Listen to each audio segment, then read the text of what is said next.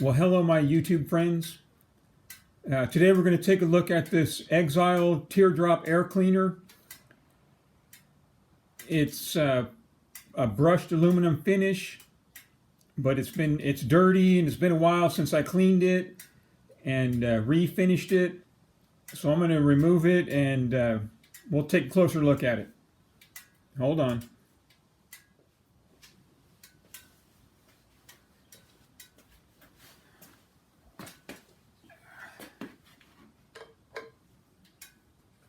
So I do use blue Loctite on these screws because I don't want them coming out when they're not supposed to. Just a little dab will do you. There we go.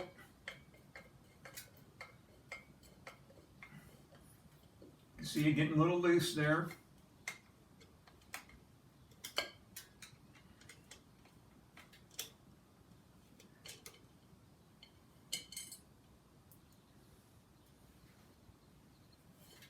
So underneath it is a K&N air filter. I'm going to have to clean that and retreat it, but that's not going to be the subject of today's video. I'm going to wipe this down, get that all cleaned up. Okay, hold on a second.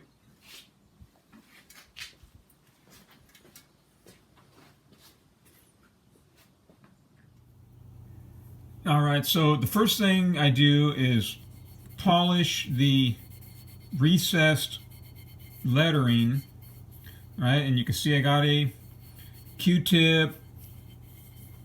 Oh, there we go. A Q-tip, just kind of spin it in there. All right, and I'm using Mother's Mag and aluminum polish. It's a nice paste. I've used it previously on different items like my wheels and stuff on the car, and so I'm going to polish this. You can see it's removing oxidation and it's turning the Q-tip very black, and that's good because that's dirt being removed. So I'm going to work on this for a while.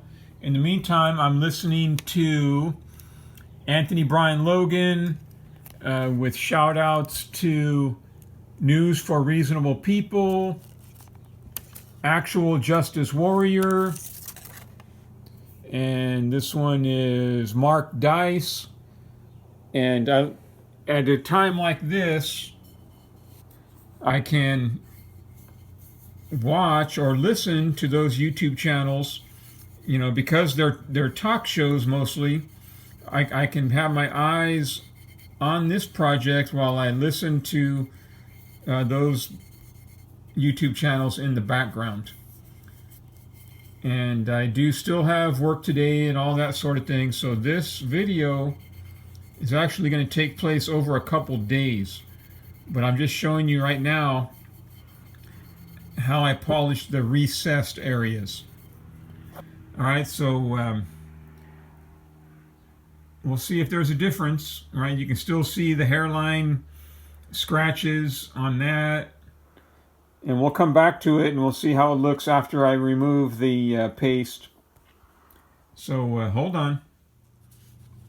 Okay, so what I'm doing now is I got this Scotch-Brite pad and I'm tracing around the edge of the flat.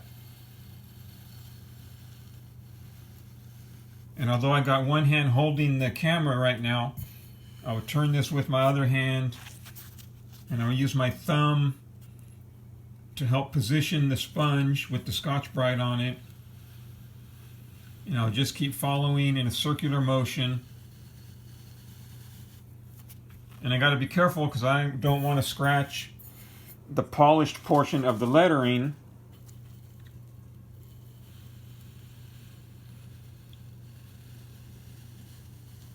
So I'm very carefully going round and round right there. You can see there's a scratch right there. I got to buff out.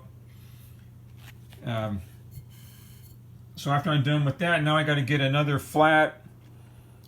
What did I use? I forget what I used last time, but I had some fine sandpaper and something flat, and I set it and turn it like this to avoid scratching the polished portion, but still put the circular finish on the flat. After I'm done with this, we'll take a look at some of these Exile catalogs. They got some neat stuff in there. That's Russell Mitchell. I met him before. But we'll talk about that in a minute. All right, hold on.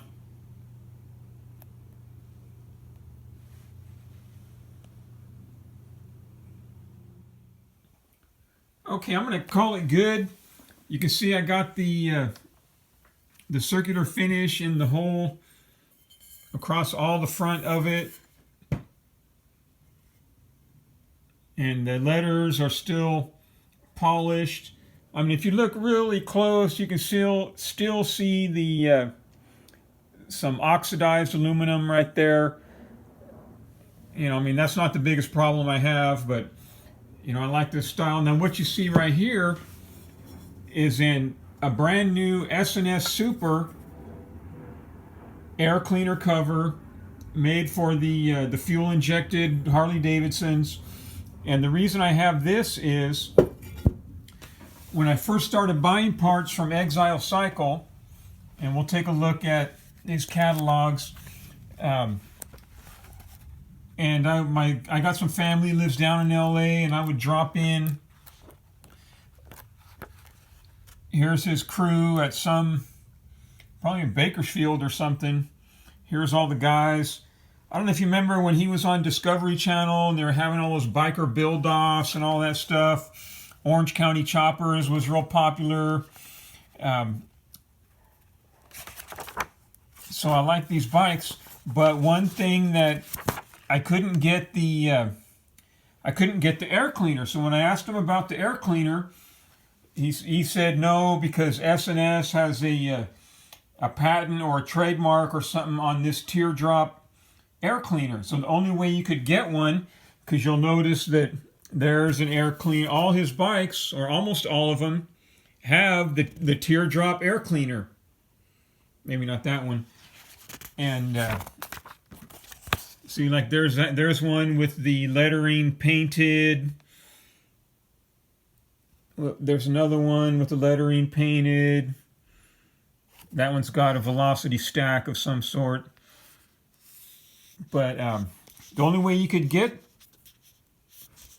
the Teardrop air cleaner was to buy a complete bike. Then he was able to sell them with a complete bike. You know, I didn't have $50,000 to buy a complete bike just to get the air cleaner. And I like this guy a lot. I like the style of bike. And one thing that made me laugh so hard, so this was one of the first catalogs that I got. You can see those scratches in it right there? That's actually the outline of one of his stainless steel brake rotors. His brake rotors were the first accessories that I put on my motorcycle. And so this one came in the mail. So this catalog, and it's so funny right here, I think it's funny. And so he's explaining his philosophy and that sort of thing. He's from Sweden or something. But he says right here, okay, these machines are timeless classics. Not the flavor of the month.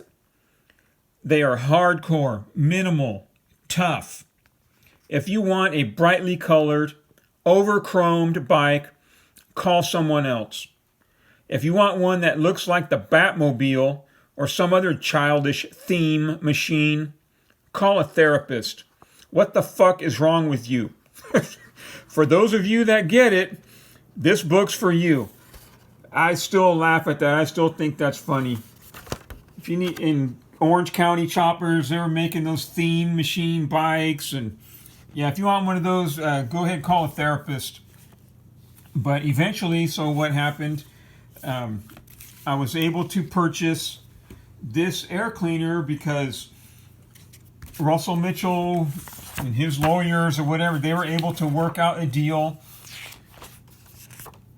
and to sell them without infringing on the copyright. Here's the forward foot controls that I have on my motorcycle. It took him a while to get these to bolt onto stock Harley Davidsons. So he made a deal, or he was able. So here's the air cleaner cover right here, and the description of it. Believe it or not, this item is CNC machined here in the good old US of A from a solid chunk of billet aluminum. It will replace the cover supplied with S&S Super E or G carbs or the S&S air cleaner kits. $300 in satin or polish, $350 powder coated. So I had to buy the air cleaner for $300, and I forget what I paid for this air cleaner kit, but the base of it that mounts to the motorcycle is what the air cleaner cover attaches to. So there's the S&S. This one doesn't have, this one has like a little air helper outer, whatever, I don't know, to help direct the airflow directly down the center of the throttle body. This one does not have that. But I guess the S&S Corporation, they realized that for every one of these that Russell Mitchell sold, S&S also sold an air cleaner kit cover. This one's brand new, never been used. I don't know if you notice the wire. I got some wire right there. It just hangs on the wall, provides beauty duty.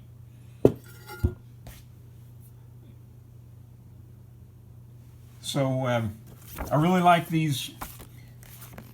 I really like his accessories. All my accessories are from Russell Mitchell. All right, I'm going to read the verse of the day, then we're going to go out I'm going to go out and put it back on the motorcycle. For the verse of the day, we're going to go to the book of John, chapter 1, verse 1. In the beginning was the Word, and the Word was with God, and the Word was God. The same was in the beginning with God. All things were made by him, and without him was not anything made that was made. Verse 10, he was in the world, and the world was made by him, and the world knew him not. And the Word was made flesh, and dwelt among us, and we beheld his glory, the glory as of the only begotten of the Father, full of grace and truth. All right, my friends, you have a good day.